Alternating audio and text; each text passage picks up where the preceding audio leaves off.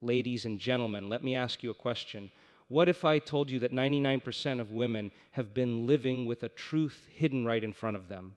A truth so powerful that if you understood it, your relationships, your self-worth, and even the way you create your future would never be the same again. Tonight, I want to reveal the secret most people will never tell you, but it's the one thing that can set you free. Your thoughts create your reality. Most people hear this and think it's just a motivational phrase, but in truth, it is one of the most profound scientific and spiritual principles that governs every single human life. Every thought you think is not simply a silent whisper in your mind, it is a frequency, a vibration, a signal that your brain broadcasts into the field around you. And here's the truth: the body listens, the subconscious listens, the universe listens. When you repeatedly think thoughts of fear, doubt, unworthiness, or lack, your body begins to chemically memorize those emotions, and it locks you into a predictable future.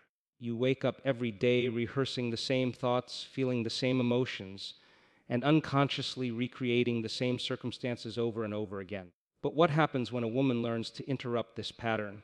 What happens when, instead of living as a victim of her past thoughts, she becomes conscious, intentional, and aware? Science has shown us that the brain is neuroplastic, meaning it has the ability to rewire itself, to create new pathways, and to form new connections every single day.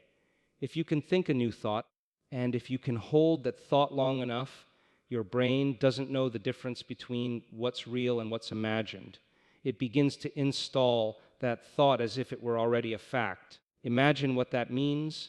If you wake up each morning and say to yourself, "I am worthy, I am powerful, I am loved, I am capable of creating the life I desire," and you rehearse that thought with the emotion of gratitude, joy, and certainty, you are literally programming your brain and body to align with that new reality. The greatest mistake most women make is believing their external world must change first before they can feel different. They think, when I get that job, then I'll feel successful. When I find that relationship, then I'll feel loved. When I achieve that goal, then I'll feel worthy. But it's the other way around. You have to first feel the emotions of success, of love, of worthiness inside of you before the external circumstances shift. The world is only a mirror reflecting back to you the dominant thoughts and emotions you broadcast most often. If you constantly focus on what you lack, life will keep showing you lack. If you dwell on rejection, you will see rejection repeated. But the moment you shift your thoughts to abundance, to possibility, to gratitude, you open the door to a completely different life.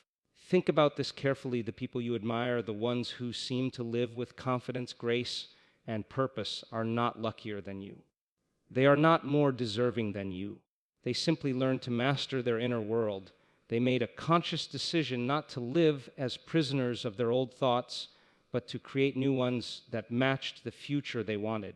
And when you learn to do the same, when you hold your focus not on the evidence of what is wrong, but on the vision of what is possible, your energy begins to shift.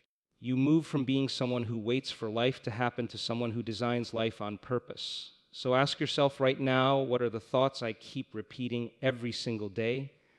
Do they serve me, or do they sabotage me? Do they build my future, or do they keep me chained to the past? Because the quality of your life will always reflect the quality of your most dominant thoughts. And the moment you decide to change them, you begin the process of creating a reality that matches the greatness inside you. Emotions are energy in motion. Every single feeling you experience is not just a fleeting sensation inside your body. It is a vibration that radiates outward, influencing how you think, how you act, and what you attract back into your life. When you wake up in the morning and feel gratitude, love, or excitement, your body responds by releasing chemicals that align you with vitality, confidence, and clarity. But when you live in anger, jealousy, sadness, or fear, those emotions flood your body with stress hormones, keeping you stuck in survival mode, unable to see possibilities beyond your current circumstances. This is why mastering your emotional state is one of the most powerful skills you can ever learn, because your emotions are the language through which you communicate with both your subconscious mind and the universe. For too long, women have been conditioned to believe that emotions make them weak, that being sensitive or expressive is something to be ashamed of. But the truth is that emotions are not weakness, they are signals, guidance, and power. Think of your emotions as a compass. They are constantly showing you whether the thoughts you are thinking are aligned with the life you desire or leading you further away from it. When you feel joy, inspiration, or peace, it is not random. It is feedback from your inner world telling you that your thoughts are in harmony with your true self. And when you feel anxiety, sadness, or frustration, it is also not random. It is a call to pay attention, to realign, to shift your focus. The tragedy is that most people ignore these signals, suppress them, or let them control their behavior unconsciously. Imagine this: if you carry resentment from a past betrayal and you hold on to that emotion every day, your body doesn't know the difference between the past and the present. It relives that betrayal as though it is happening now. Your cells memorize that state of suffering, your nervous system normalizes it, and before long it becomes your emotional home. And because emotions are energy, you begin attracting more situations, people, and experiences that match that same frequency of betrayal and pain. In other words, what you refuse to release, you repeat. But the opposite is also true. When you choose to generate emotions of gratitude, even for the smallest things in your life, your energy shifts to a higher frequency. Gratitude says, I already have, I already am, I already feel complete. And that signal invites more experiences into your life that match it. Science has shown that emotions are not just feelings. They affect the rhythm of your heart, the chemistry of your brain, and the vibration of your electromagnetic field.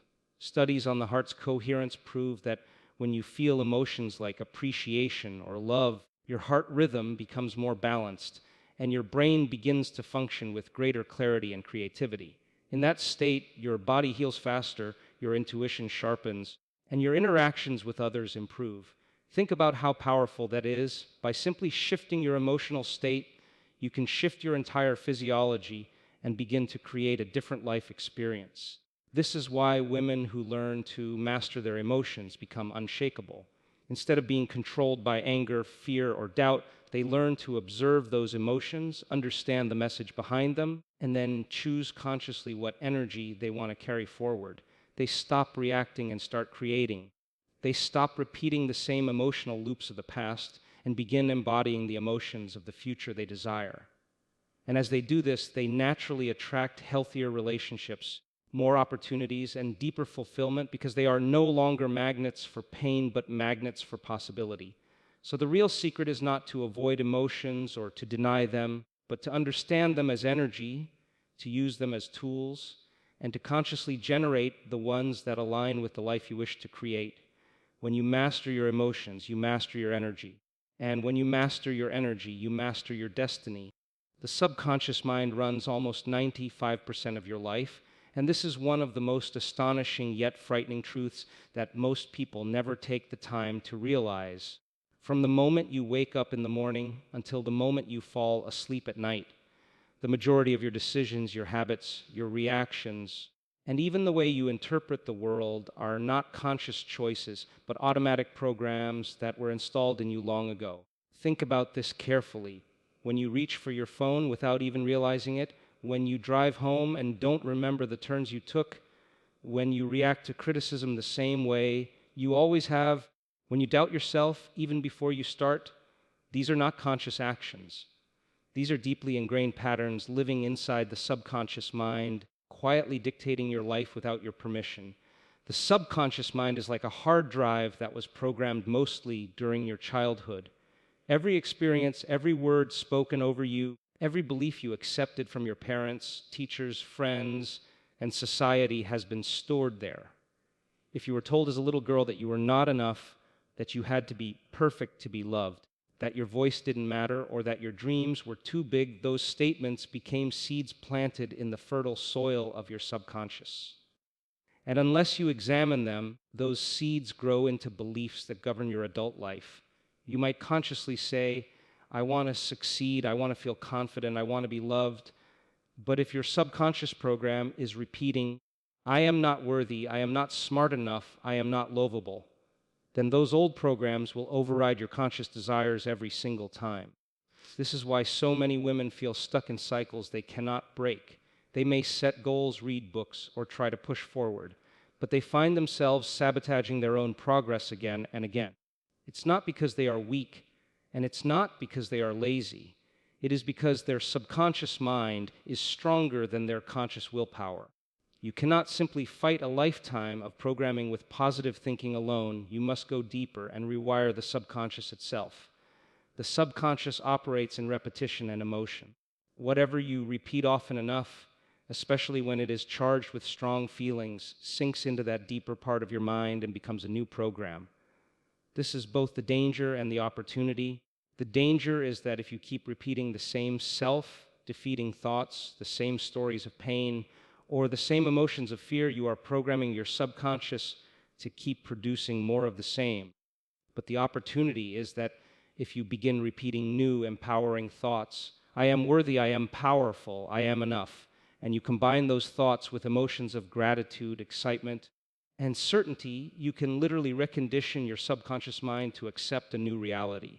Science has proven that the subconscious does not know the difference between imagination and reality. When you visualize a future event with enough clarity and add to it the feeling of already experiencing it, your brain and body begin to respond as if it has already happened. Neurons fire together, new networks form, and your subconscious begins to align with this vision. Over time, that imagined future becomes your new internal program, and you start unconsciously making choices, attracting opportunities, and behaving in ways that bring that vision into existence. Think of the subconscious mind as the soil of your life. Whatever seeds you plant in it, whether weeds of doubt or flowers of possibility, will grow and shape the landscape of your experience. Most people leave their soil unattended, allowing weeds of fear, insecurity, and limitation to grow unchecked. But when you become conscious of what has been planted and you intentionally sow seeds of faith, confidence, abundance, and love, you take back your power as the gardener of your destiny. The greatest shift a woman can make is moving from being a prisoner of her old subconscious programs to becoming the author of new ones. This requires awareness, consistency, and practice, but the reward is profound.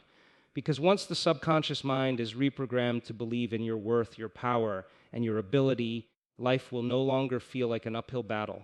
It will begin to flow with alignment because your conscious desires and your subconscious programs will finally be speaking the same language. Self-worth sets the standard for how others treat you. It is the invisible price tag you place on yourself, and the world reads that tag before it ever hears your words. If you stand in a room carrying the quiet certainty that you are enough, your posture, your voice, the way you hold your gaze, the choices you make, everything broadcasts that signal. People pick up on it. They mirror it. They either match your respect with respect, or they test the edges of what you will accept.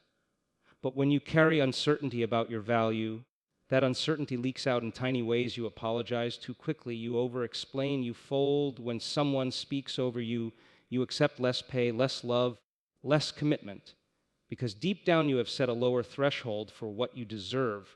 And the tragic thing is this: most of the time you are not even aware you have set that threshold. You think the problem is the other person, the job, the partner, the economy, the timing. But the underlying thermostat that regulates everything is your own sense of worth. Imagine two women entering the same negotiation. One believes she is worthy of a fair salary. She prepares, she states her terms, she holds silence when the offer is low, she refuses to shrink. The other believes she must prove herself to be liked, so she accepts the first offer to avoid conflict. Both are competent. The only difference is the underlying belief about what they deserve. That belief becomes behavior, and behavior becomes consequence. Your self-worth is not merely an internal feeling. It is the operating system that governs your choices, your boundaries, and the architecture of your life. The relationships you keep, the roles you play, the opportunities you are offered, even the tone people use with you, these are all reflections of the bar you have unconsciously set. So how does a woman raise that bar? It begins with the conversation you have with yourself, the words you silently repeat, the stories you tell about who you are, who you were, and who you can become. These are the seeds of self-worth. If the inner narrative is small, timid, full of lack and apology, your outer life will match that script.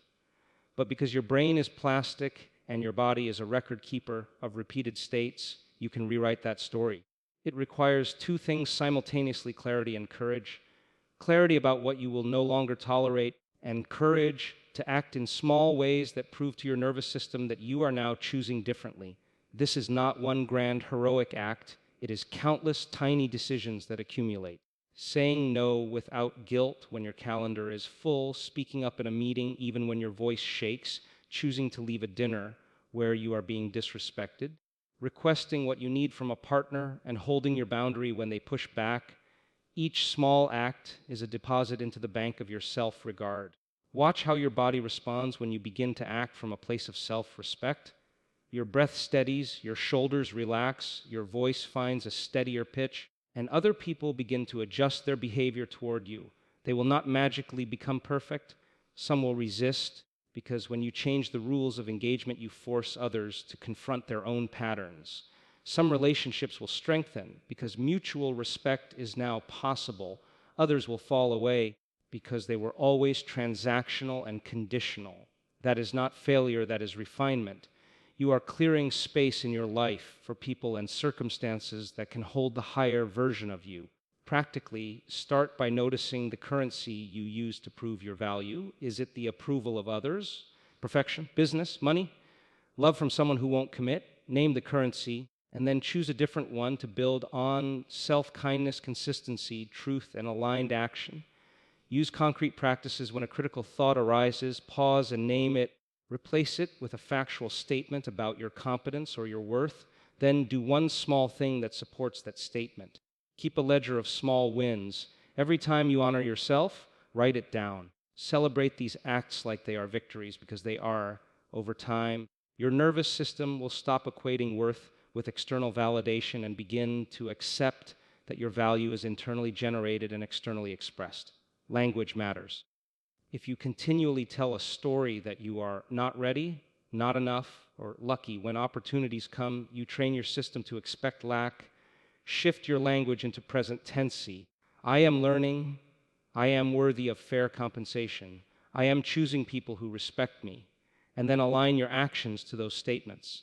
This is not about false flattery or pretending. It is about honesty with the future you are creating. When your inner words, your emotions, and your actions line up, the outside world has no choice but to respond. There will be setbacks. Old patterns will pull like gravity.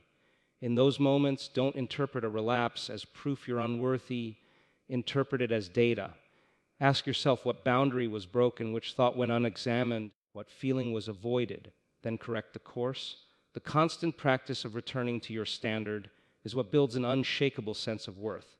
And remember, raising your standard is an act of love not only for yourself, but for everyone around you. When you refuse to tolerate mistreatment, you force cultures to shift, workplaces to change, relationships to deepen, and children to learn new models of dignity. The world will always try to define you if you let it. Refuse that outsourcing. Decide with daily fidelity what you value, what you will accept, and who you will become. Stand in that decision long enough for your body and your circumstances to catch up. The sooner you set a higher standard for how you are treated, the sooner the people and the life that match that standard will appear. Breaking free from old stories is one of the most liberating yet challenging steps in transformation, because the human mind is designed to hold on to patterns it knows, even when those patterns cause pain. The past does not define the future, but if you keep living in the emotions of the past, your brain and body cannot tell the difference between what happened years ago and what is happening right now. Every memory you revisit is not just a thought, it is a full body rehearsal of the old event. The moment you recall a betrayal, a disappointment, or a failure, your body releases the same cascade of chemicals it did in that original moment. Your heart rate changes, your breathing shifts, stress hormones flood your bloodstream, and your nervous system says, "This is happening again." In that way, the past becomes your present, and the more you repeat it, the more it becomes your future. This is why so many people feel trapped in cycles. They are not creating from the present moment, they are reliving from the past. Think of a woman who was told in her childhood that she was too loud, too emotional, or too difficult. Even as an adult, she may still carry that story unconsciously. So when she enters a meeting at work and wants to share her ideas, that old voice echoes, You're too much, stay quiet, don't be noticed. She silences herself before anyone else does, not because her colleagues see her that way, but because she has not yet broken free from the story planted in her years ago. The tragedy is that she lives in a prison with unlocked doors. No one is keeping her there anymore, but she still obeys the invisible script. Breaking free requires radical awareness. You must first recognize the stories you are living in. Ask yourself, what sentences repeat in my mind when I am afraid? What labels do I still carry from childhood, from relationships, from society? Whose voice do I hear when I criticize myself? Once you name those stories, you can begin to see that they are not universal truths but inherited scripts. They were written by people who were limited by their own pain, their own ignorance, or their own fear. You don't have to keep performing a role in a story that does not belong to you. The next step is to detach your identity from those experiences. Something happened to you that is undeniable, but it is not who you are. A failed relationship does not mean you are unlovable. A job loss does not mean you are incapable. A mistake does not mean you are worthless. These are events, not definitions. The danger comes when you merge event with identity. The moment you say, I am a failure, instead of, I experience failure, you lock yourself into a fixed identity that limits your growth. Language is powerful. Shift from defining yourself by what happened to defining yourself by what you are becoming. And here lies the deeper truth your brain is designed to change. Neuroplasticity proves that when you consistently think new thoughts and feel new emotions, your neural circuits literally rewire. Old pathways weaken, new ones strengthen.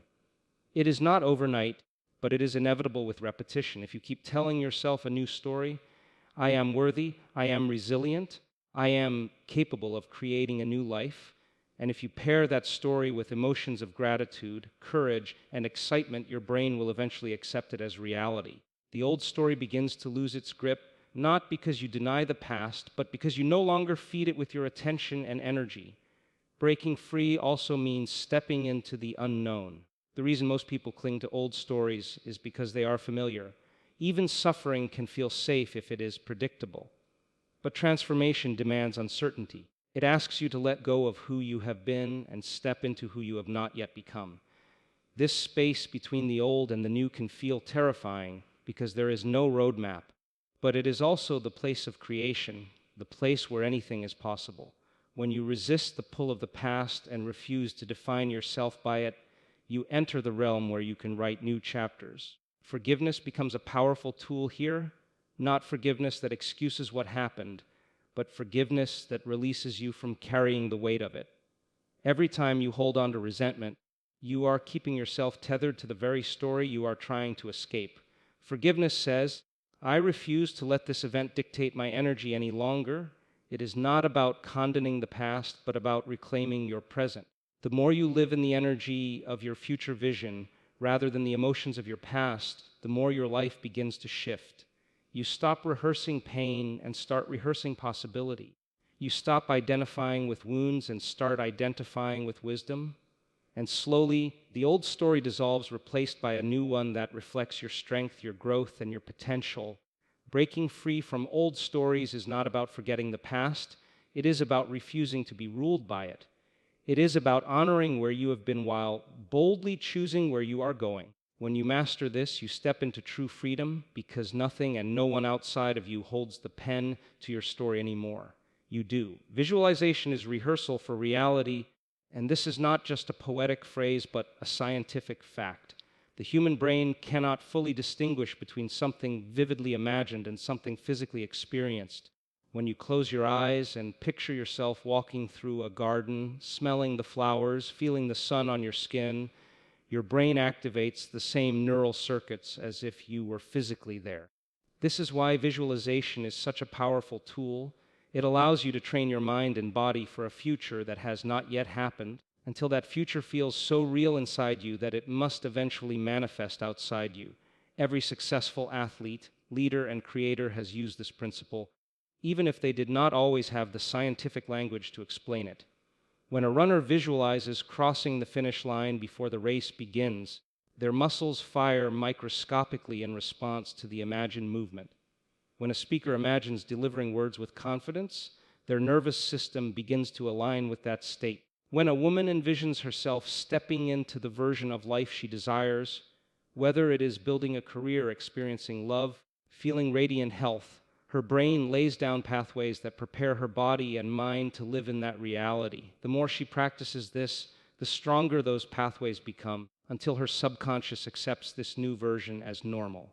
The tragedy is that most people are already using visualization, but unconsciously and in the wrong direction. They imagine worst-case scenarios, they picture themselves failing, they replay conversations of rejection or embarrassment, and their bodies respond as though those fears are happening now. Their heart rate rises, their palms sweat, stress hormones flood their bloodstream, and the subconscious programs become even stronger. Without realizing it, they are rehearsing for failure, training their brain and body to expect disappointment. That is the shadow side of visualization. When you let your imagination be hijacked by fear, it creates a future that mirrors your worry. But once you understand this truth, you can reclaim your power. Instead of allowing your imagination to run wild with what could go wrong, you direct it toward what can go right. You make your inner movie one of success, joy, and fulfillment. You see yourself standing on the stage speaking with clarity and authority. You see yourself walking into the room with confidence and ease.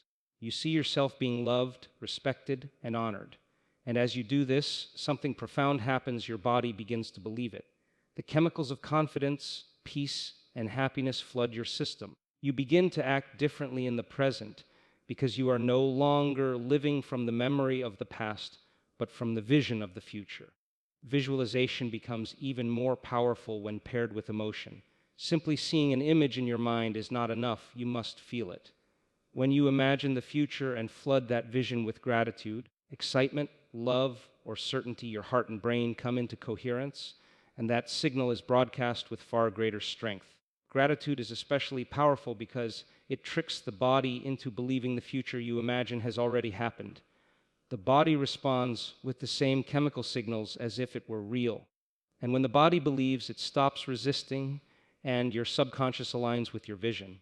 This is why the most effective visualization practices are not daydreams of someday, but rehearsals of already. You imagine waking up in the house you desire, feeling the emotions of peace and abundance. You imagine sitting across from the partner you desire, feeling the emotions of love and safety. You imagine speaking to the audience you desire, feeling the emotions of confidence and clarity. You don't wait for it to come to feel it, you feel it now. And by feeling it now, you bring it closer.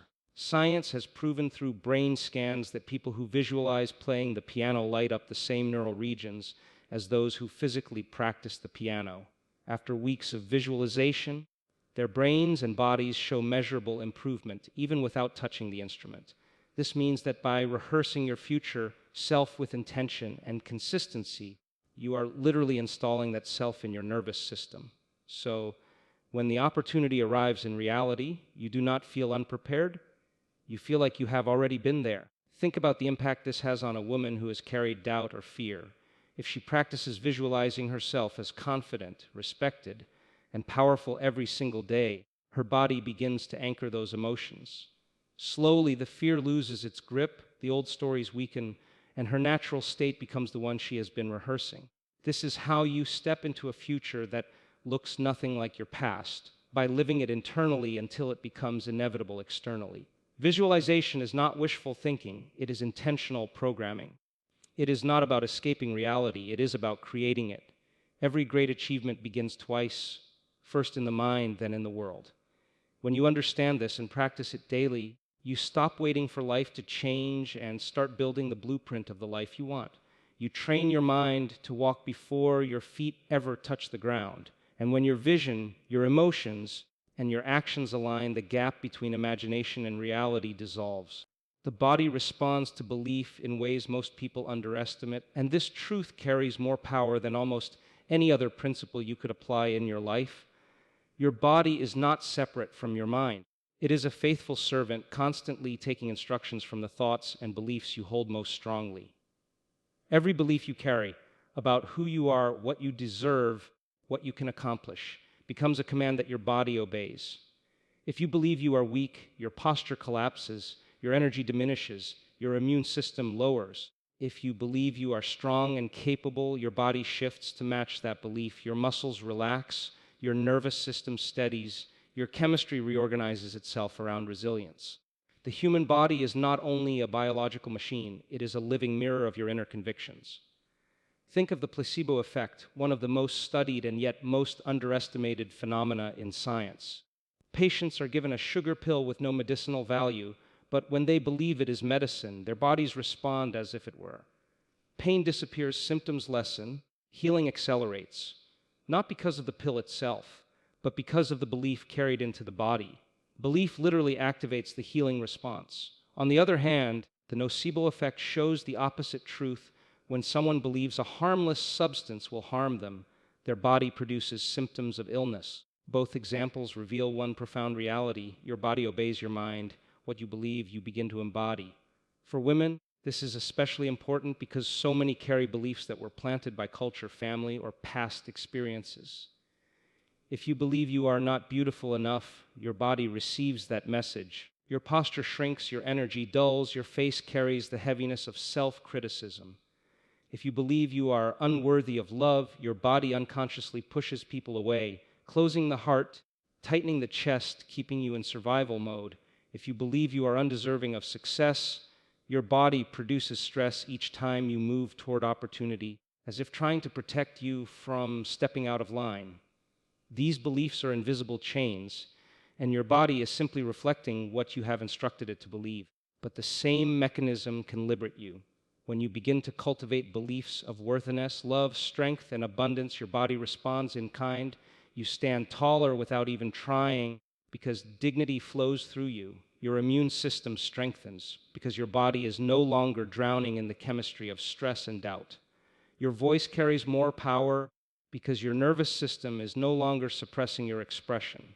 You literally glow differently because your cells are responding to the chemistry of belief and gratitude instead of the chemistry of fear. Science shows that when you believe you are loved, your body releases oxytocin, the hormone that creates feelings of trust, bonding, and peace. When you believe you are safe and provided for, cortisol levels drop, stress decreases, digestion improves, and sleep becomes deeper. When you believe in your vision for the future, dopamine is released, fueling motivation and resilience. These are not abstract ideas, they are biological realities. Your beliefs are not just mental, they are chemical, electrical, and physical.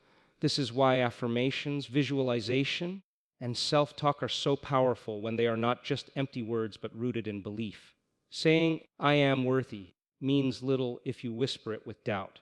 But if you repeat it daily, imagine it vividly, and pair it with the emotions of gratitude and certainty, it sinks deeper into the subconscious until the body begins to accept it as fact. And once your body accepts it, it no longer resists your actions. You no longer sabotage yourself when opportunity arises because your inner system believes you belong there. Consider how many times women downplay their strengths, apologizing before they speak, discounting their achievements, or deflecting compliments. This behavior is not humility, it is the body enacting a belief of unworthiness. Now imagine shifting the belief: I am worthy of being seen, I am worthy of being heard, I am worthy of being celebrated. When this belief takes root, your body no longer shrinks, it expands. Your shoulders open, your voice steadies, your eyes meet the world without flinching. People respond differently, not because they changed, but because you did. The body is a stage where your beliefs play out in real time. It is both the messenger and the evidence of what you carry within. To change your life, you must change what you believe, because the body will follow. Every new empowering belief you cultivate is like sending a fresh signal into every cell, rewriting the script of how you walk, talk, love, work, and live. When you decide to believe you are enough, your body will act as if you are enough. When you decide to believe you are powerful, your body will generate the chemistry of power. And when you decide to believe that life is for you, not against you, your body will live in a rhythm of openness instead of defense. This is the secret many never learn. Your beliefs are not private. They are broadcast through your body every single day. People feel them. Situations match them. Reality bends to them. And the moment you align your beliefs with the truth of your worth and possibility, your body becomes the living evidence of transformation. Every woman must come to understand that emotions are not random storms that arrive out of nowhere. They are signals, deeply intelligent messengers of the body, shaped by beliefs and experiences. Too often, emotions are treated as obstacles to be suppressed or weaknesses to be hidden, when in truth they are guiding lights. Your emotions are the language of your subconscious mind, and the body is the canvas on which they are painted. When you feel sadness, your body is not betraying you, it is pointing to something unhealed. When you feel anger, it is not your enemy, it is signaling a boundary crossed or a truth ignored. When you feel joy, it is not a fleeting indulgence, it is evidence that you are aligned with your inner self. Most people live in resistance to their emotions. They numb them, hide them, or distract themselves from them, believing that by ignoring them they can erase them. But what actually happens is that unprocessed emotions embed themselves into the body, becoming tension, illness, fatigue, or even disease. A woman who spends her life suppressing her grief may one day realize her body is carrying that grief in the form of chronic pain. A woman who hides her anger behind a smile may carry migraines or digestive issues as the body absorbs the heat of unexpressed energy. Emotional energy never disappears, it only transforms, and if it is not acknowledged consciously, it manifests unconsciously. This is why emotional awareness is power. When you allow yourself to sit with your emotions, to listen without judgment, you begin to unlock their wisdom. Instead of running from sadness, you ask it what it wants to show you, and it reveals a wound ready for healing. Instead of pushing down anger, you explore where your boundaries have been crossed, and you reclaim your voice. Instead of fearing fear itself, you lean into it and see the hidden invitation. It might be calling you to courage, growth, or trust. In this way, every emotion becomes a teacher, and every teacher leads you closer to wholeness. Women, especially, are often told they are too emotional, as if sensitivity is a flaw. But in reality, this sensitivity is a superpower. It allows you to read the room, sense energy, detect dishonesty, and connect deeply with others. The problem is not being emotional, the problem is not understanding how to work with those emotions. When you learn to honor your feelings without drowning in them, when you give them space but don't let them control you, you become a master of emotional intelligence. This mastery is not about controlling emotions, but about harmonizing with them, allowing them to flow through you rather than stagnate inside you. Science confirms that emotions directly affect the body's chemistry. Fear floods the system with cortisol and adrenaline, preparing you for danger but damaging you when it lingers too long. Love and gratitude release oxytocin and dopamine, strengthening immunity, deepening connections, and fueling motivation. Stress constricts blood vessels, while joy expands them. Your heart rate, your breathing, your digestion, your sleep, all are intimately tied to your emotional state. This means that when you learn to shift your emotions, you are literally shifting your physiology. Imagine what happens when you live in perpetual stress. Your body is constantly signaling survival, never allowing you to rest fully, never allowing your immune system to regenerate. Now imagine living in a state of gratitude, your body constantly signaling safety, abundance, and trust, allowing you to heal, thrive, and expand.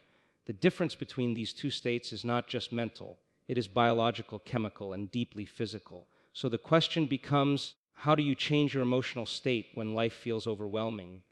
The answer is not to deny the feelings, but to acknowledge them and then choose the higher state. Breath work, meditation, journaling, movement, prayer, these are not just spiritual practices, they are emotional technologies. Each one allows you to interrupt the automatic pattern of stress and shift into awareness. The moment you breathe deeply, you signal to your body that it is safe.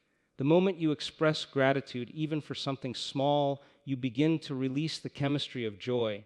The moment you move your body through dance, exercise, or even a walk, you release the weight of stagnation. As women begin to understand this connection, they also reclaim the truth that emotions are not something to fear, but something to embrace. They are not proof of weakness, but proof of depth. They are not flaws to hide, but signals to honor. And as you learn to hold space for your emotions, your relationships change, your health improves, your energy rises, and your presence deepens. People feel safer around someone who has made peace with their inner world because stability radiates from them. The secret is not to aim for a life without difficult emotions. That is impossible. The secret is to cultivate the ability to meet emotions with awareness and transform them, to turn fear into courage, sadness into wisdom, anger into boundaries, joy into fuel, and love into healing. This is the alchemy of the emotional body, and once you begin to practice it, you discover that every emotion, pleasant or unpleasant, is an invitation to expansion.